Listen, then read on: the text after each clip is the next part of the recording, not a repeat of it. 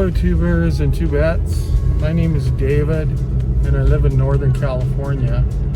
I wanted to talk to you guys about my second appointment that I have today.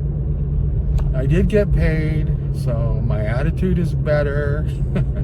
And the owner did ask me when I'm going to take leads again. But to be honest, I'm just kind of like a little burnt out because it was a run there for a while. So I'm a little burnt out, and I really need to catch up on some of these leads I have out there, the second appointments that I have to get back to people on. So I'm going to hold off until I feel like I'm comfortable. And I know that's not what he wanted to hear, but I did get paid, so that's good. I got to go to the bank now. And I wanted to talk about this job that I have in Sacramento that I'm going to today. It actually came in pretty high, like about $80,000 before I can discount it. And so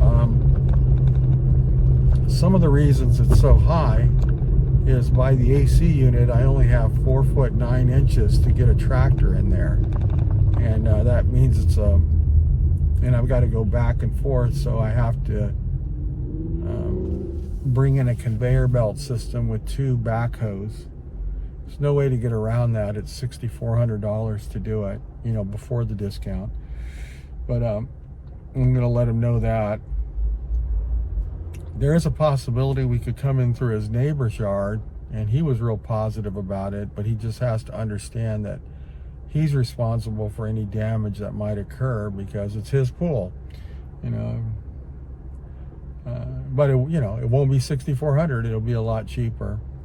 Then the second thing that he had in there that kind of threw a monkey wrench into everything is that he wants to have a heater on the pool. So heaters are really expensive, maybe $150 in gas per day. As you're using it, it can be that high, sometimes even higher in different areas. And so it adds about $6,000 to $7,000 to the price of the pool. We've got to put a bubble cover on the pool as part of the energy code. We have to run a gas line back to the main, and then the actual cost of the heater is like $4,700. So it can easily be six to seven, and the bubble cover is like $400. But everything adds up. And then the last thing that they threw in there was he wanted to have a drain line installed because he doesn't have a drain line going to the front. It's an older neighborhood. But the drain lines are really expensive, to put a drain in there. And the reason is they have to start pretty high in the back because the flow on a drain pipe is 1/8 of an inch per foot. But anyway, that was around $2,800 to put this drain line in from the back all the way out to the front. That is a long run, 127 feet. But there is another option. He can use our ditches, and he can have his own landscaper do it, or he could do it himself. I'm going to point that out to him because that's a big part of the cost that I have in there. And this is where we get confused with other estimates, because a lot of times people are saying that they're going to really look at these estimates, they're going to analyze them, side by side, and they're like, I think the idea is that they're going to really be able to see what is the better value. But in reality, what a lot of people do is they just go for the lowest price, and then they say, well, that's a different pump motor. Well, yeah, but it's $2,000 lower, Dave. Yeah, but our pump is $1,000 more because it's a variable speed. It will save you energy in the long run. Yeah, but it's $2,000 lower. Okay, well, and the filter that you have on there, that is a really small filter. You might have to clean it every 90 days. Well, how often do you have to clean yours? Like probably once a year. Well, we could do it every 90 days because, it's $2,000 lower. Okay, and then the pool sweep you have on there, ours has a secondary booster pump on it. So if it gets dirty, you can it'll continue to operate. Where the other one, it's an energy sweep, and look at all the leaves in your backyard. So sometimes you can't save people from themselves. I understand, because they're just looking at price, but then I think it's really bad to even suggest that you're doing an analysis of all of this stuff and then you come up with you pick the wrong company. Then later down the road we hear all kinds of issues like, oh, I've got water standing in my backyard, like when it becomes wintertime. And I'm always like, who are you?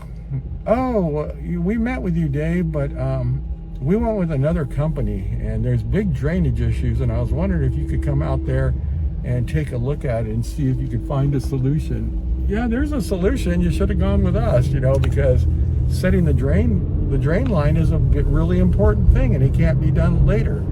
So I don't know. This is what we end up hearing all the time.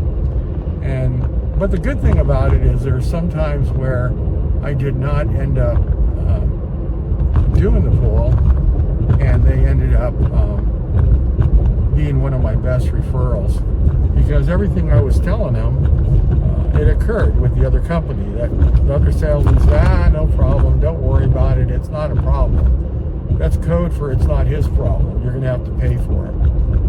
So I had one recently where we were able to go back in, and the owner, wanted to get the job, so he did a guaranteed dig, which I was surprised to hear him say that. But I guess he has flexibility with his excavator. And yeah, she went with somebody else, and I can't. I mean, it's going to be hard for me to believe that they can get it at the price that she wanted it for. I did come pretty close to her price, but she had this price in mind which had no rhyme or reason with anything other than that's all the money she had. So, but if that's all the money you have, then you have to scale it down to make it fit within there, but she didn't want to scale anything down. So it's frustrating, but this is I've been doing this for 40 years, so anyway, yeah, so I'll have to deal with those. When I went to that job last time, I did not go in the house. I don't know what the house looks like, but I know they have big dogs running all over the inside of the house, like freaking out when I'm in the back.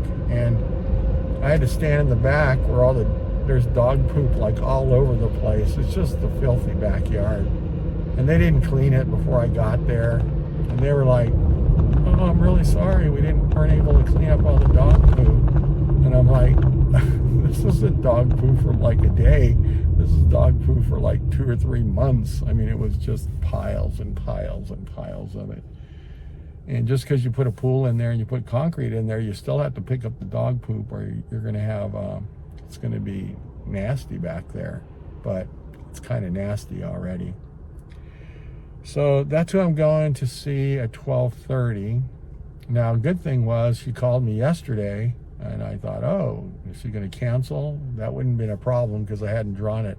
I hadn't final drawn it yet. But no, she was calling me to confirm, to make sure I was going to meet with her. So that kind of tells me they've had people that have flaked on them and not shown up. But I'll always call somebody no matter what. In fact, I have 2 more to call back to try to take care of before I can move forward getting more leads. I know they're just getting slammed with leads, but once I get them, then I feel really stressed out, so I'd rather not get them, and that way I don't have to feel stressed out. So I'll probably start it back up next week, and then the lead thing. So anyway, that's what I had to talk about was this pool estimate that I'm going to today at 12:30, and that will be my last appointment for the day. So then I have the weekend off. We have all kinds of plans going on, meeting with different people, having dinner with different people. We're getting ready to do another big vacation to Germany and Switzerland with 2 other couples. So my wife's been meeting with that, but I'll probably have to meet with some of the people too. I mean, I don't really care. I just want my wife to be happy. So we have one of the couples wants to go El Cheapo on it, and for my wife and I, whenever we go, we like to go a little bit higher end. And And so that'll be an issue. You know, we have another one, doesn't want to pay for the parking, you know, and then drive a train into the town. And you have to go back and forth with trains, and that's what my wife really wants to do. I'm not sure what kind. I think it's a vernacular. You know, it's a train that can go up a mountain. So I told her just book it. You know, because if she wants to go to that, let's just do that. And we don't have to be spending every moment with everybody. But these ladies, they all have fear of missing out. So they were telling me there's a word for that, fear of missing out. FOMO. And so you got, you know, 3 different couples with a lot of different opinions, and they're trying to figure out how to go on this vacation. So my wife would have already had it done if we didn't have this other person. The one lady, you know, she's always been an issue, and she's thinks she's a travel agent now, so she comes up with all these cheap ideas. And my wife and I'm like, yeah, if we're gonna do that, I might as well not go, because I'm not going all the way over there to go as cheap as possible. So anyway, we got that to deal with this weekend. I can't remember if it's this weekend or next weekend. We've got to watch Milo, because my son is going to some kind of a thing where he's a streamer, so they're going to pay him to come and review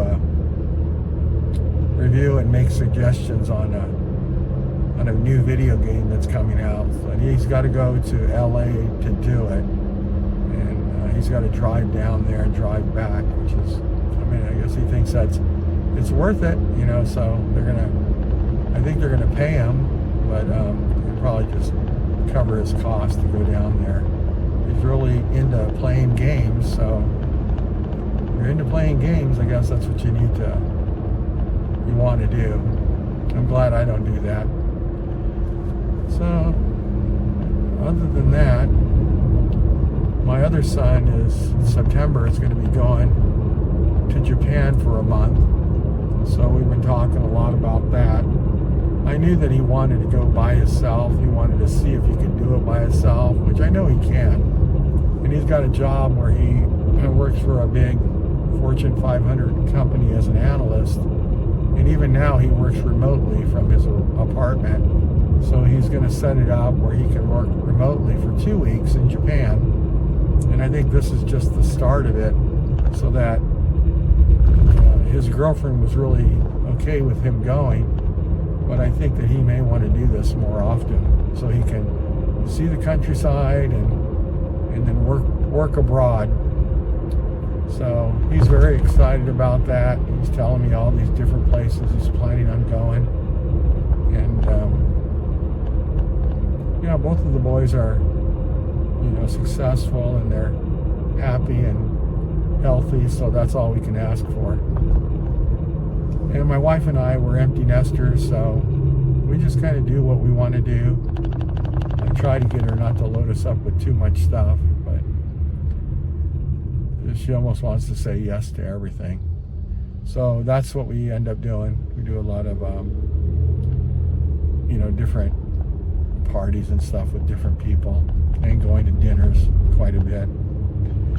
So anyway, I just want to let you guys know about that appointment that I'm going to and what's going to be involved with it, and probably just going to do my banking here, and then I'm going to take off from there. So I'll be getting up there a little bit earlier, so maybe I can meet with them a little bit earlier. But it's about an hour away, 40 minutes away, so I'd rather be up there with 30 minutes to go than try to leave here and I'm running 15 minutes behind. It's so frustrating, but the traffic is just horrendous out there. But if I go up there early, then I don't have to rush. I just get there when I get there. So that'll be a good thing. All right, well, I'm going to sign off, and I'll probably let you know a little bit later how that appointment went. And have a great day. Have a great Friday. And thanks for watching.